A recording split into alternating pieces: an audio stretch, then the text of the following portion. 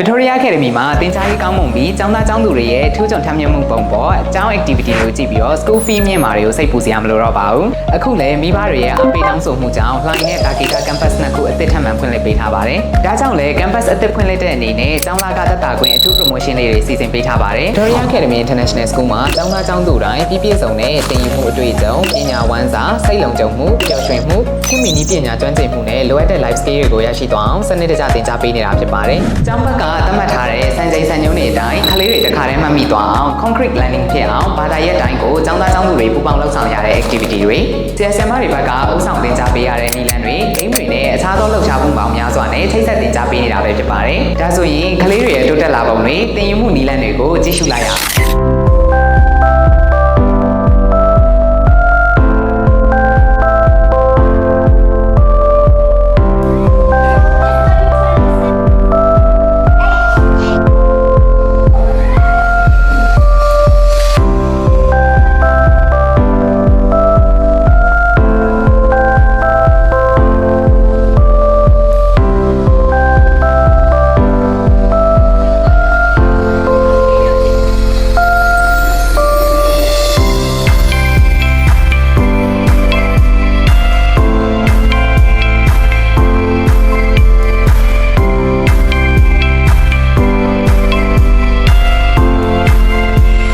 Victoria Academy ရဲ့သင်ကြားမှုပုံစံကတော့ကလေးတစ်ယောက်အတွက်အဓိကလိုအပ်တဲ့ knowledge တွေ observation skill တွေ communication skill တွေကိုအဓိကအခြေခံပြီးတော့မှအုံနောက်ဖွံ့ဖြိုးမှုနဲ့အတူတီထွင်ဖန်တီးနိုင်စွမ်းမြင့်မားလာမှုကိုဦးတည်တဲ့နိုင်ငံတကာသင်ယူညွှန်းတမ်းများနဲ့ project based and activity learning style များကိုပေါင်းစပ်သင်ကြားပေးထားတဲ့နိုင်ငံတကာစံညွှန်းပြည့်သင်ယူတစ်ခုပဲဖြစ်ပါတယ်။